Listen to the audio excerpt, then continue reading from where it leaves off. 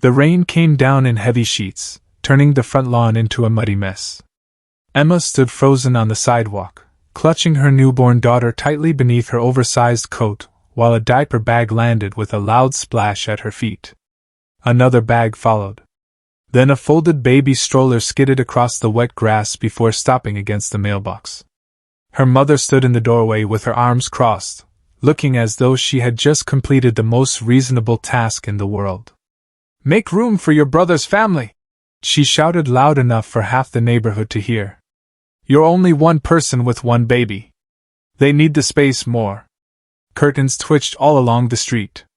Mrs. Patterson from next door nearly dropped her watering can despite the pouring rain. Mr. Lewis slowly lowered his newspaper until only his eyes peeked over the top. Emma stared at the woman who had raised her. "I gave birth 3 weeks ago," she said quietly. "And congratulations," her mother replied with fake sweetness. "Now move." The front door slammed.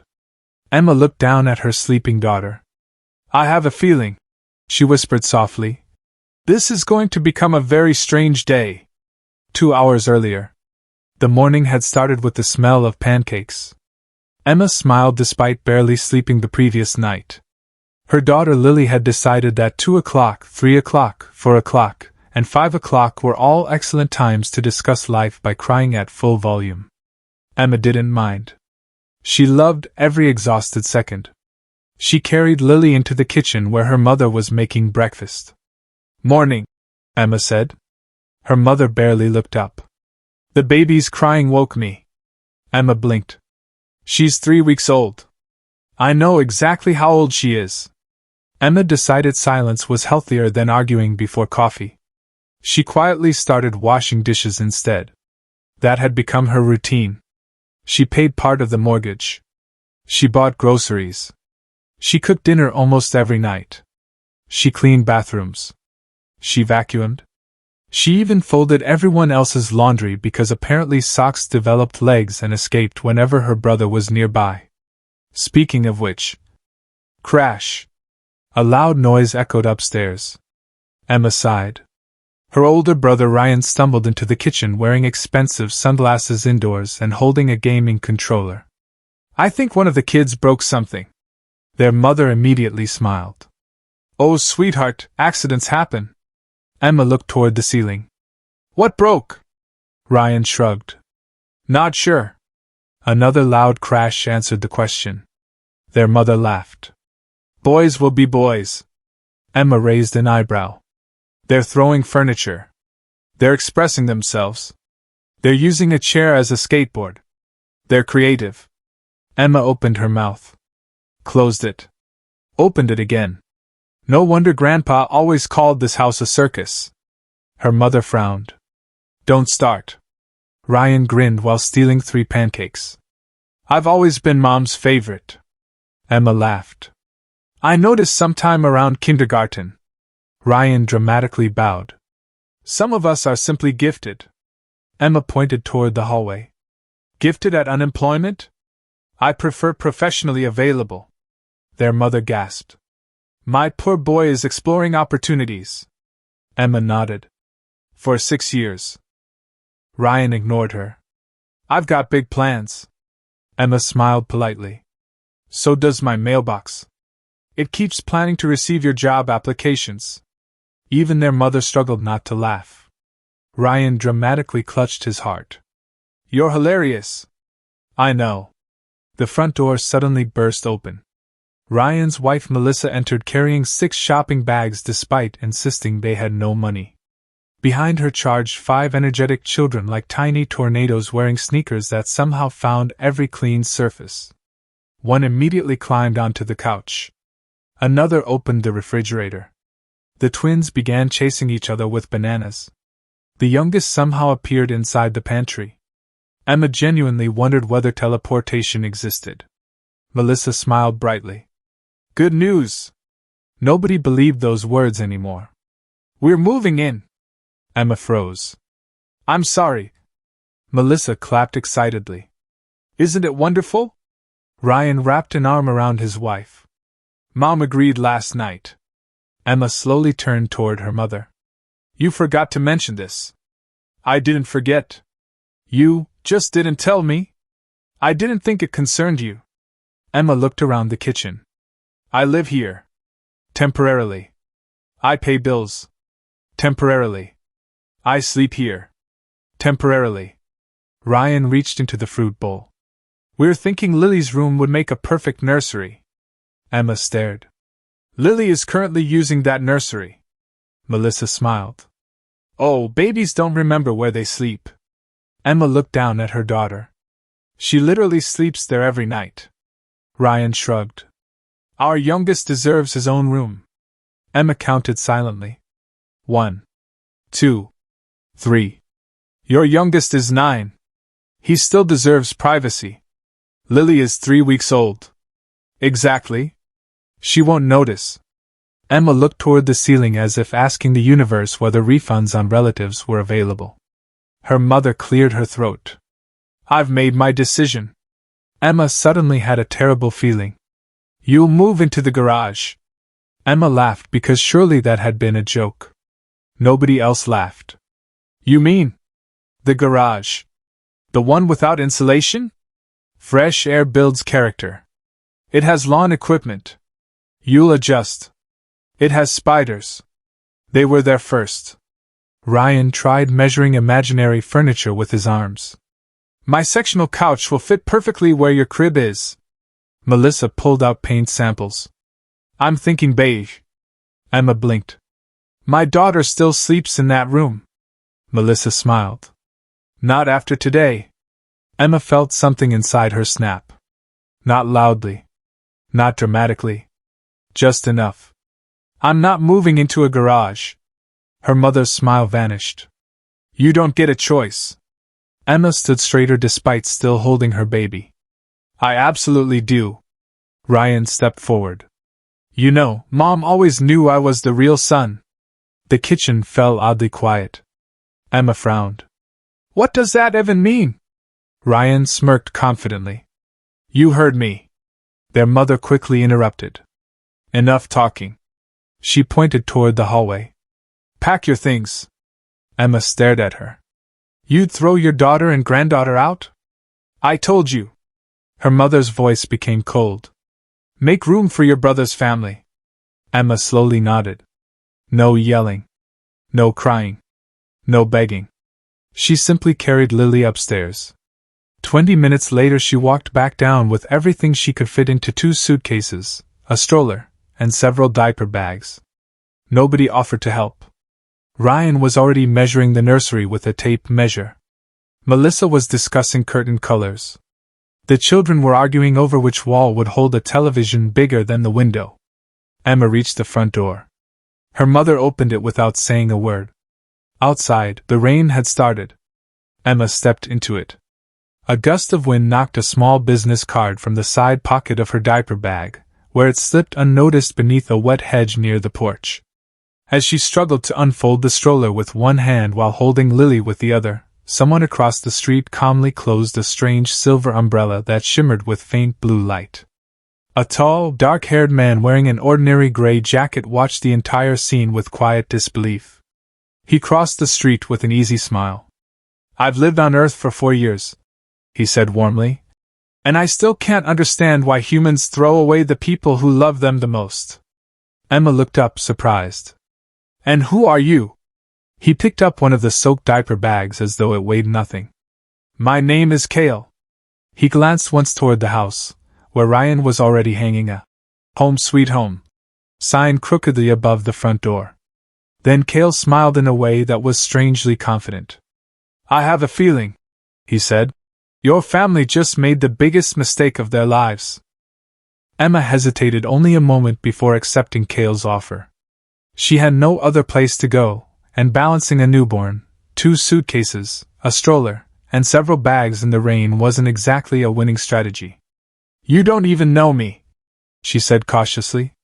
Cale smiled as if the answer were obvious. I know enough. Which is? You protected your baby before protecting your pride. She looked at him, surprised. That tells me quite a lot. He effortlessly picked up both suitcases with one hand while folding the stroller with the other.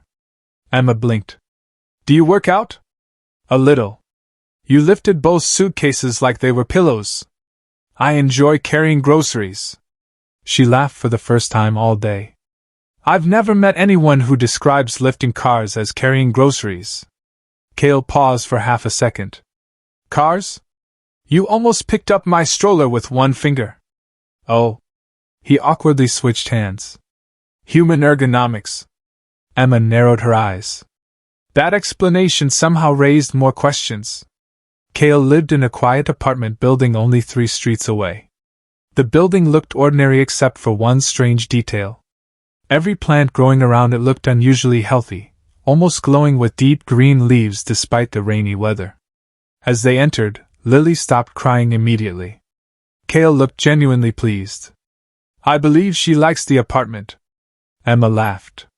Or maybe she likes that it's dry. That could also be statistically significant. His apartment was spotless. Too spotless. Everything sat perfectly aligned.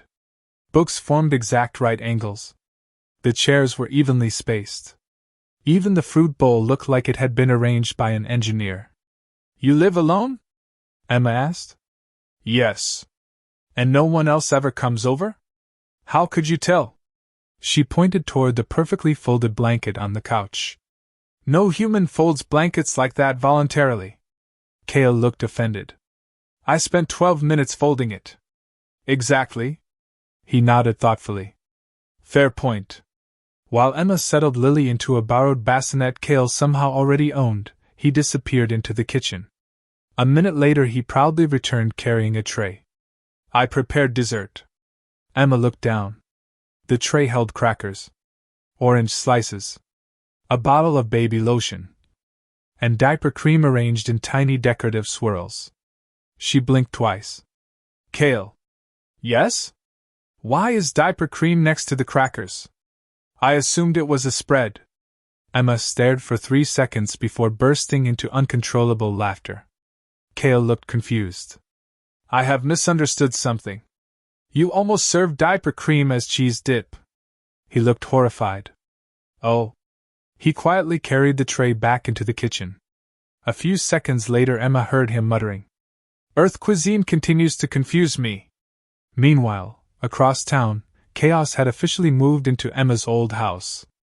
Ryan stood proudly in what used to be Lily's nursery. My gaming desk goes here.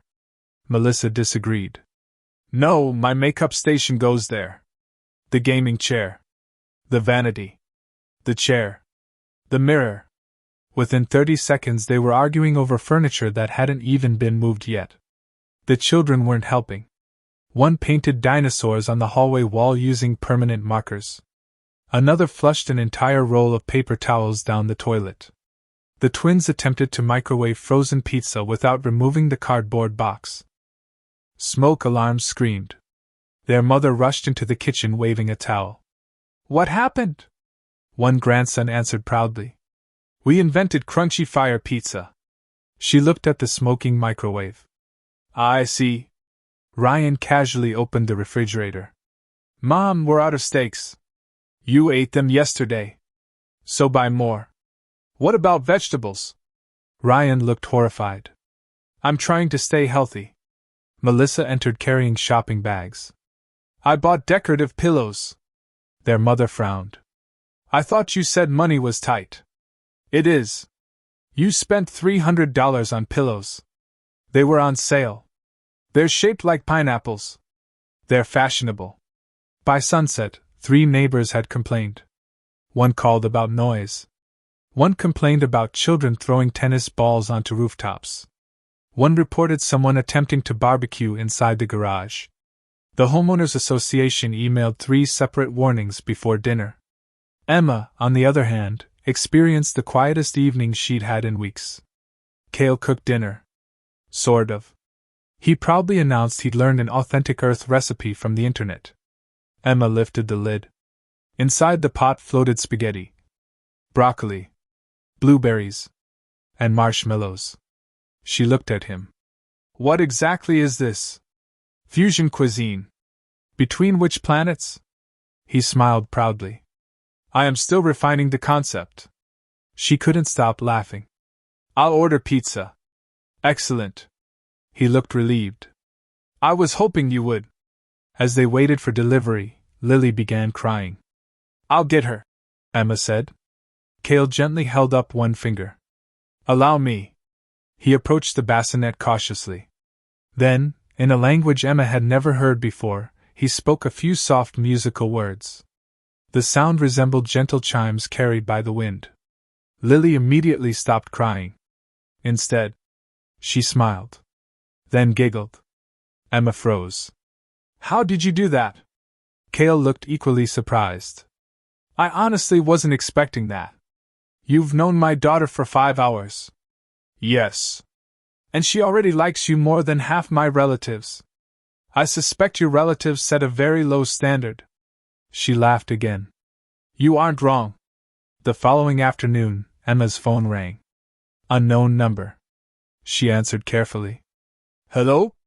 Miss Emma Carter? Yes. My name is Mr. Henderson. Okay. I'm the attorney who handled your grandfather's estate. Emma frowned. My grandfather passed away 2 years ago. Correct. I thought everything had already been settled. Not everything. Emma sat down. What do you mean? There are documents that require your personal signature. What kind of documents? I'm afraid I can't discuss the details over the phone. Is something wrong? Quite the opposite. When can you meet? Emma glanced toward Lily sleeping peacefully. Tomorrow afternoon? Perfect. We'll explain everything then. The call ended. Emma stared at her phone. Cale looked up from assembling a baby crib in exactly 7 minutes without using the instruction manual. Bad news? I honestly don't know. He nodded thoughtfully. Those are often the most interesting kinds. Across town, things somehow became even worse. Dinner had turned into open warfare. Ryan complained about the food. Melissa complained about the kitchen. The children complained about vegetables. Their mother complained about everyone. Finally, Ryan slammed his fork onto the table. I deserve better. His mother immediately nodded. You certainly do. Ryan leaned back confidently. After all. He smirked toward everyone in the room. I'm the real son. An uncomfortable silence followed. Then Aunt Carol slowly placed her glass on the table. You know. She folded her arms. I've heard you say that since you were a teenager. Ryan shrugged. Because it's true. Aunt Carol looked directly at Emma's mother. Maybe it's finally time. Their mother stiffened. Time for what? The DNA test. Ryan laughed too loudly. Don't be ridiculous. Aunt Carol didn't smile. You've refused every family ancestry test for years. It was a waste of money. Cousin Mark paid for one. I was busy. Grandpa offered another. I forgot. The hospital even suggested one after those old birth record questions. Ryan's confident smile began slipping. Melissa looked at him. Ryan. He shifted in his chair. What? You never told me that. There wasn't anything to tell. Their mother suddenly stood. This conversation is over. But it wasn't. The entire table had gone silent. Every pair of eyes now rested on Ryan. Even the children stopped eating. Finally, Uncle Dave cleared his throat. If everyone's so confident. He reached into his briefcase and pulled out a family DNA testing kit he'd bought months earlier as a joke for the annual reunion. Let's settle it. Ryan immediately stood. I don't need to prove anything. Aunt Carol smiled. Then you won't mind taking the test. No one spoke. One by one, every family member agreed. Ryan was the last to accept. The samples were collected. The envelopes sealed. As the courier drove away with the DNA kits, Emma sat across town completely unaware of the storm beginning to gather behind her. Her phone buzzed once more. It was a text from Attorney Henderson. The results of another important matter should arrive tomorrow as well. Everything is connected. Please don't miss our meeting. Emma frowned at the mysterious message. While miles away a sealed DNA envelope was already making its way toward the laboratory, carrying an answer that would soon turn her family's entire world upside down. Emma hardly slept that night. Between feeding Lily, wondering why her grandfather's attorney had suddenly appeared after 2 years, and replaying her mother's words over and over in her head, her mind refused to settle. Oddly enough, Cale made everything easier. He never offered empty promises. Instead, he quietly made breakfast. This time he proudly presented toast, scrambled eggs, fruit, and coffee. Emma smiled. "You didn't put diaper cream on anything?" "I consulted 3 Earth cookbooks. And they unanimously rejected diaper cream. I think humanity appreciates that." He gave a satisfied nod. "I am progressing." Lily suddenly giggled from her bassinet. Cale looked over. "I believe she agrees." Emma watched him carefully. There was something different about him. He was kind without trying to impress anyone. He listened more than he spoke. Every time Lily cried, he somehow knew exactly what she needed. It was comforting. "You've spent a lot of time around babies?" Emma asked. Cale hesitated. "Not exactly. You act like you've done this before. My people place great importance on protecting children." "My people?" He quickly picked up his coffee. "I mean, my hometown." Emma smiled to herself. Interesting hometown. Later that afternoon they arrived at the law office. Mr. Henderson greeted Emma warmly. "I'm very sorry for everything you've been through." She nodded. "I've had better weeks." The elderly lawyer motioned for her to sit while Cale quietly rocked Lily near the window. Mr. Henderson opened an old leather folder. "Your grandfather anticipated this day." Emma frowned. "What day?" "The day your family's favoritism finally crossed every line." She blinked. "He knew. He knew far more than you realize." The lawyer carefully placed several sealed envelopes onto the desk. "Your grandfather visited me every year after rewriting his estate plan." "Every year?" "He was worried." "Worried about what?" "You." Emma stared at the envelopes. "He often said something that stayed with me." The lawyer smiled gently. "The strongest person in my family is the one everyone keeps underestimating." Emma felt tears forming. "That sounds like him. He also instructed me not to contact you until one specific event occurred." "What event?" Mr. Henderson reached into another folder. "Your forced removal from the family home." Emma's eyes widened. "He expected my mother to throw me out. He didn't know exactly how. But he believed she eventually would." Before Emma could ask another question, the office phone rang. Mr. Henderson answered. After listening for several moments, he slowly smiled. "I see." He hung up. "What happened?" Emma asked. "The DNA laboratory has completed the priority testing." Emma remembered her aunt insisting on the family test. "So the results are ready?" "They're being delivered to your mother's house now." Across town, nearly every member of the family had gathered in the living room. Nobody admitted being nervous. Ryan paced back and forth. "This is ridiculous." Melissa folded her arms. "If it's ridiculous, why are you sweating?" "I'm not sweating." "You changed shirts twice." "It was warm." "It snowed yesterday." Their mother nervously adjusted the curtains for the 5th time. The doorbell rang. Everyone froze. The courier handed over a sealed envelope. Aunt Carol smiled. "Well?" She held it up dramatically. "Moment of truth." Ryan rolled his eyes. "This is such a waste of time." "Then you won't mind?" She opened the envelope. Silence filled the room. She read the first page. Then blinked. Then read it again. Uncle Dave leaned closer. "What does it say?" She looked at Ryan. "It says..." She stopped. "No." Ryan laughed confidently. "Exactly. It can't be." Their mother snatched the report. Her hands began shaking. She read every line. Her face slowly lost all color. Ryan smiled. "See? Told you." She whispered one sentence. "You're not biologically related to either of us." The room became completely silent. One child accidentally dropped a cookie. Nobody looked away from Ryan. He laughed. Nice joke. Nobody joined him. He grabbed the papers himself. His confident smile disappeared. What? He flipped through every page. This lab made a mistake.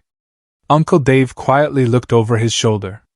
They tested the samples twice. Ryan shook his head. No. Melissa slowly backed away. You mean? Ryan looked around desperately. This isn't possible.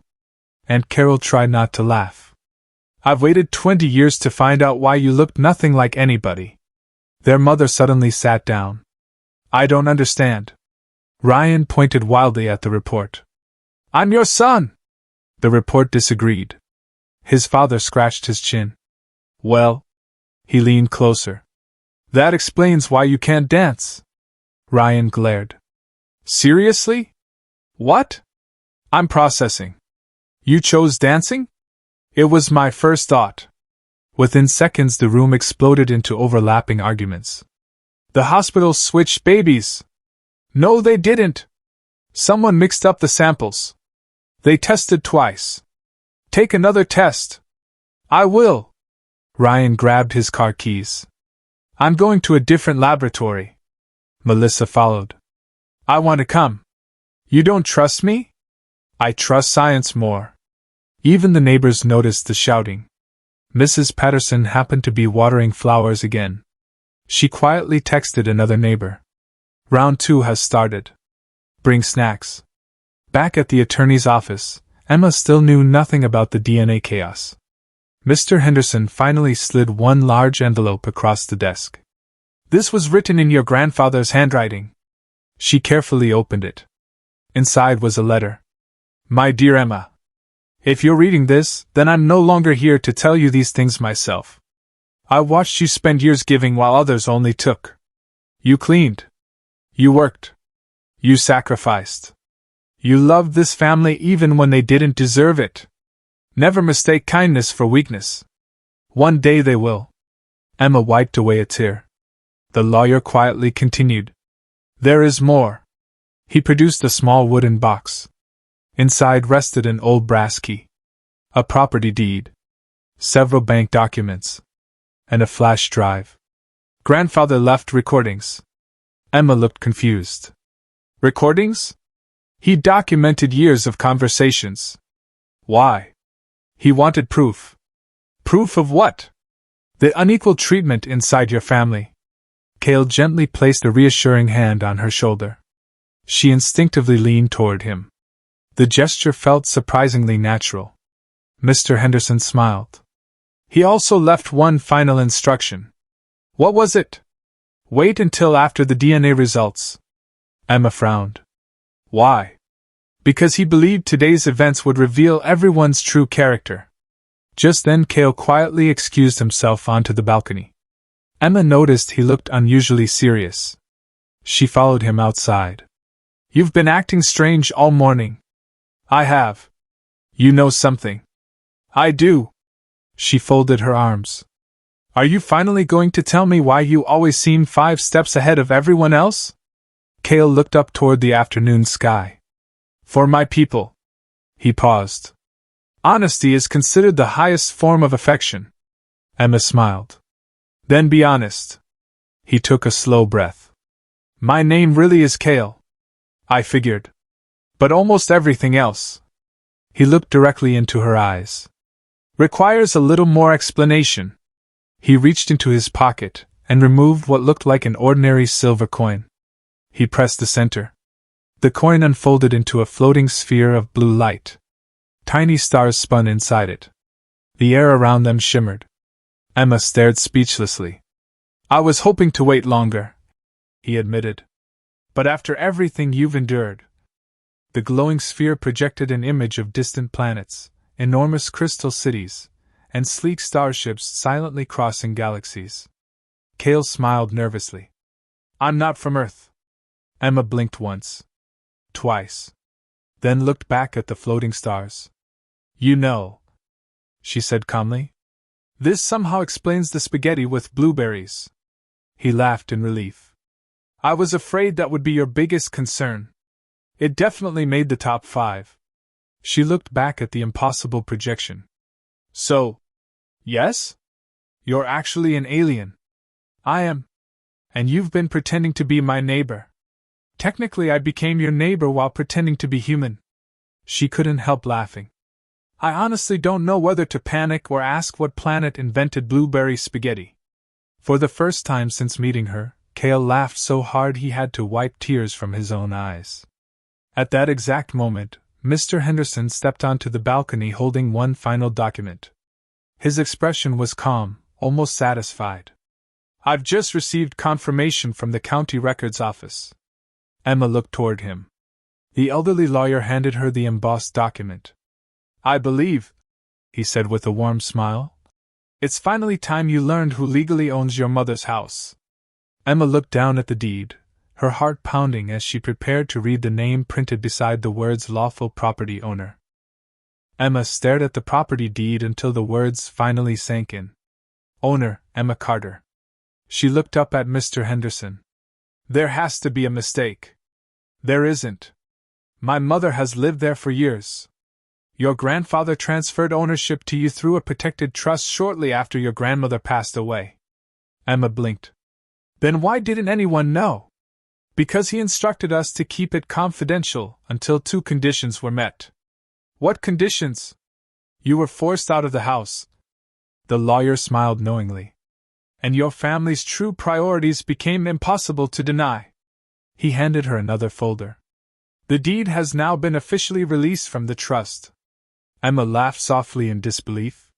So technically, Mr. Henderson nodded. Technically, they threw the legal owner out of her own house.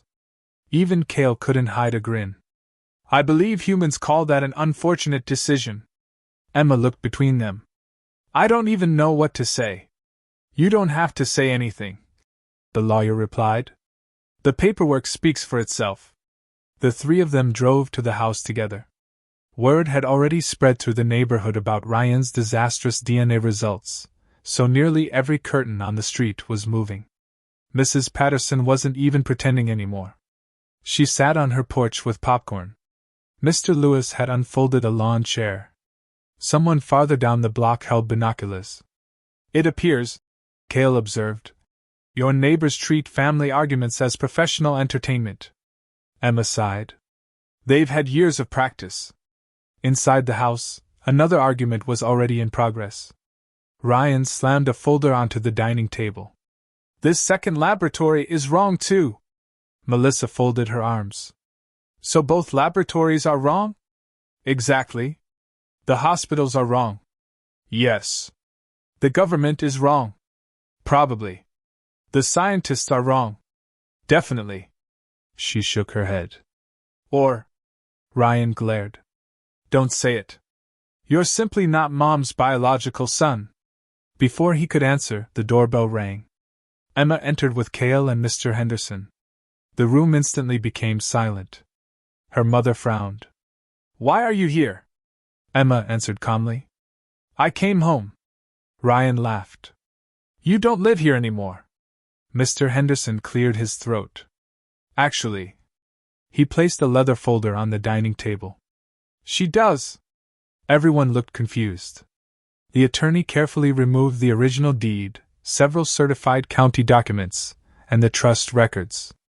I represent the estate of the late William Carter, Emma's grandfather. Their mother's confidence began disappearing. What does that have to do with anything? Everything. He slid the deed across the table. This property legally belongs to Emma.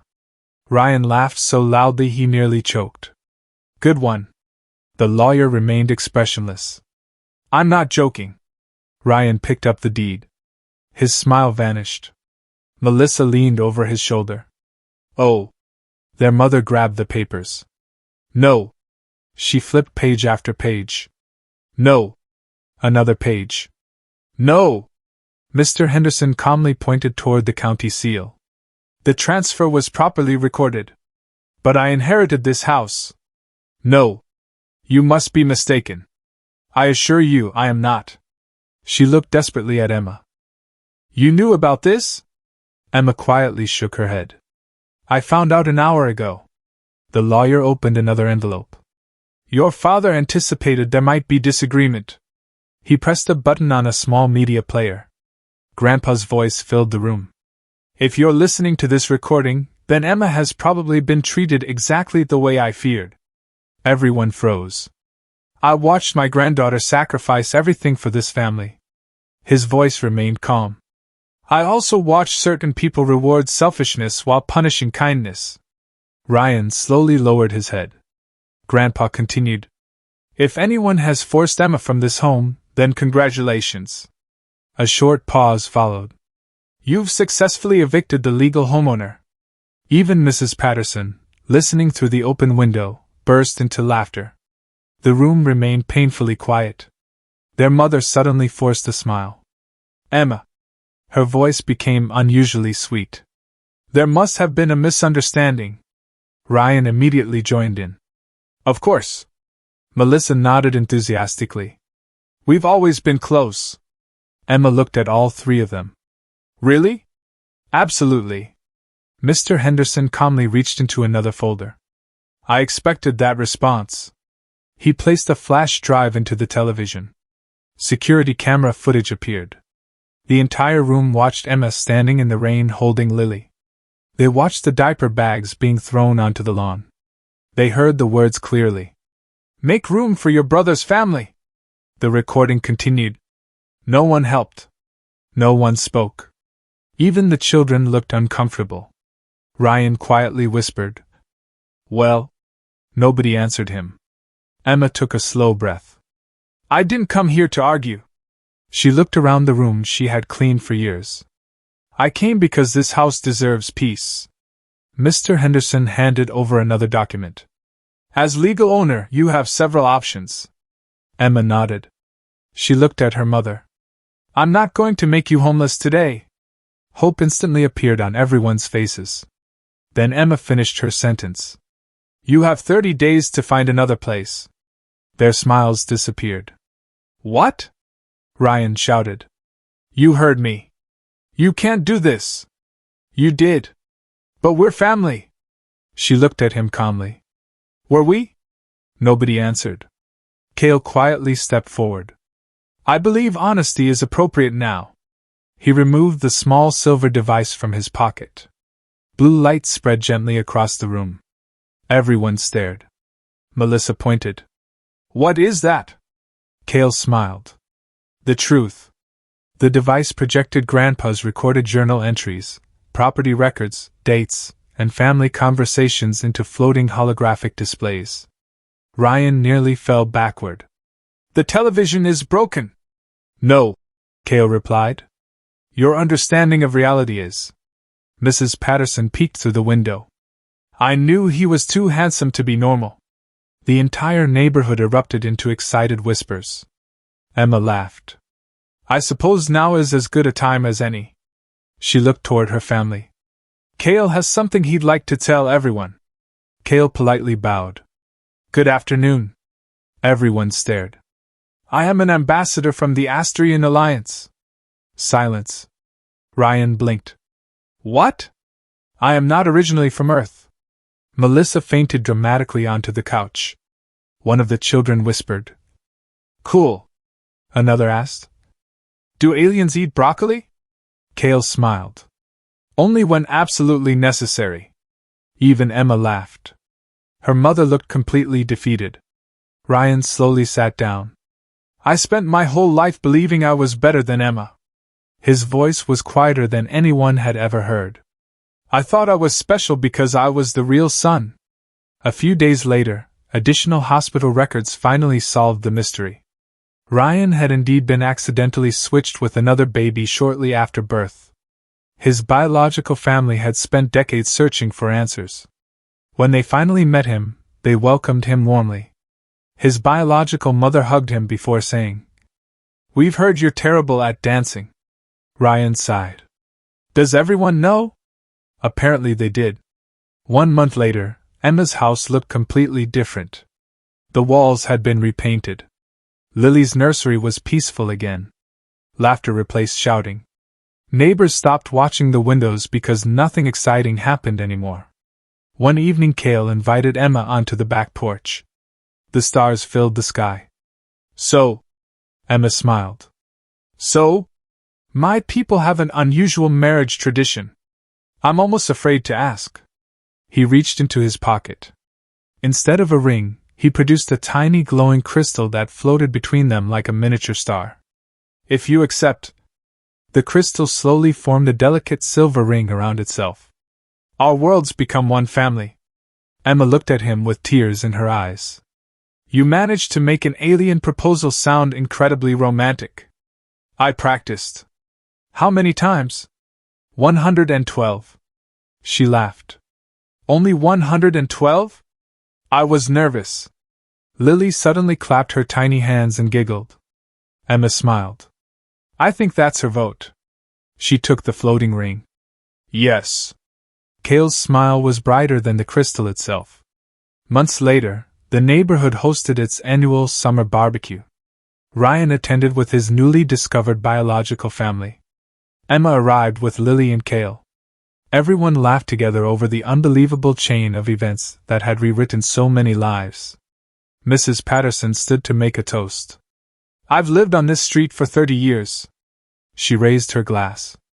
"I've seen noisy neighbors, bad gardeners, and one man who tried to mow his roof." Everyone chuckled. "But I've never seen anyone throw the legal owner out of her own house while an undercover alien quietly watched the whole thing." The street erupted with laughter. Emma looked at Cale, then at Lily sleeping peacefully in her arms. Her grandfather had been right. Kindness had never been weakness. It had simply been waiting for the right moment to prove its strength. The family who chose favoritism lost the home they believed would always be theirs. The daughter they underestimated gained a real family built on love, honesty, laughter, and hope. And somewhere beyond the stars, humanity had earned one more friend, because when an alien was given the chance to judge Earth, the person who convinced him that humanity was worth believing in wasn't the loudest, the strongest, or the richest. She was simply the mother who refused to stop loving, even after being thrown out of her own home.